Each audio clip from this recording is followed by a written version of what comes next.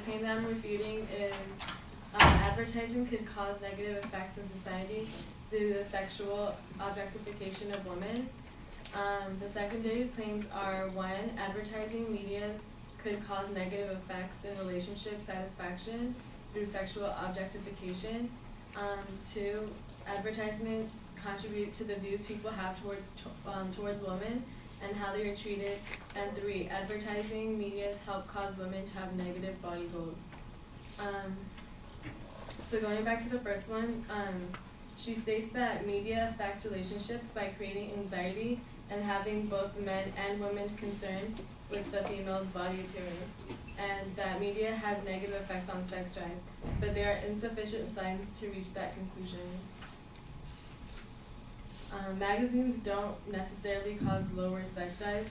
The Source National Center for Biotechnology Information states, self-objectification leads to shame and anxiety, which in turn results in the inability to connect with the internal bodily states, which is something that is essentially important for experiencing sexual pleasure.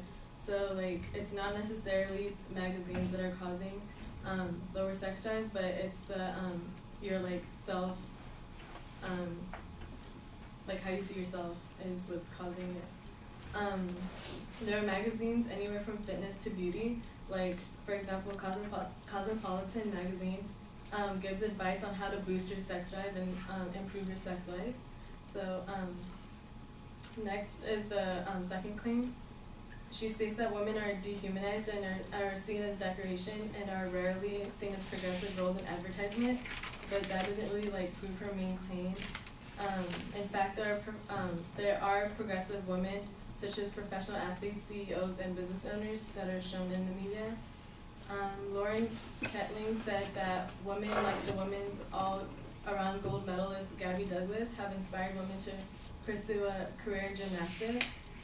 So there are other like women who are inspiring young girls to follow their dreams. And to the third and final claim, the evidence that media helps women to have negative body goals is too general. Women can use media like fitness magazines as inspiration to live a healthier and a realistic lifestyle. In 2010, Dove evolved the campaign and launched an unprecedented effort to make a beauty source of confidence, not anxiety, with the Dove movement for self-esteem.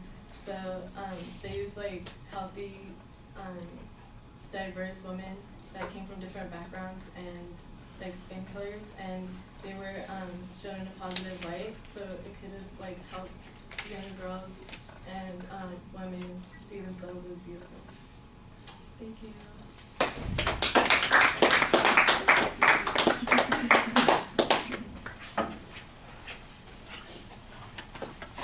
Looks like you brought your A game today.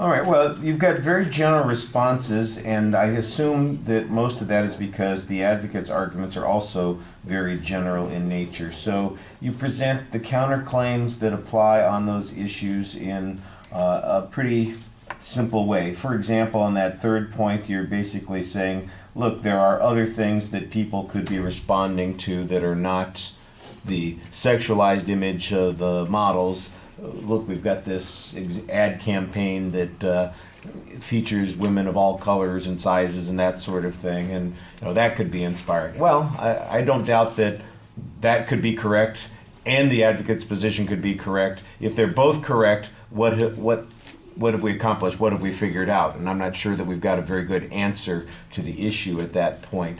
I don't know that it undermines the advocate's position that this other thing is true as well.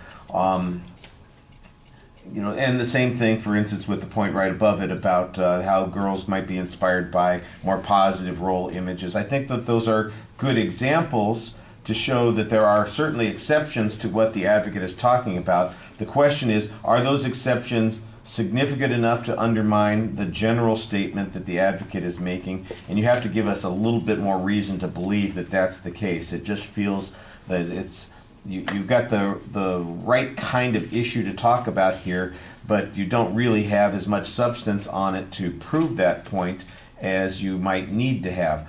On the other hand, you need to contrast that to the argument that you're making on the first point, which is that the advocate is making an inference that says all these things are the cause of these problems, when in fact there could be substantially other causes. Now this one was a little confusing to me because I thought you were going in the right direction on this, suggesting that people's sexuality is addressed by a whole variety of issues. But the example that you come up with is really talking about self-esteem issues.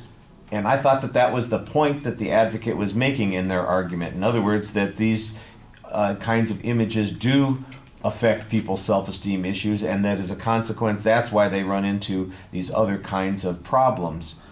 So it's a little bit confusing. I'm not sure that your point, I think you've got the right idea, I think you've got the right challenge to the reasoning here, but I think your example, unfortunately, feeds the advocate's point instead of undermining their point. So that confused me a little bit. I thought you did an okay job organizing everything. It was easy to follow. All of the points needed a little bit more development, but you speak pretty clearly and effectively to the audience, and that adds to your credibility. So, like I said, if we were listening to a debate, I think you're an effective speaker on behalf of the position, but you need to make your position a little bit stronger. Thank you.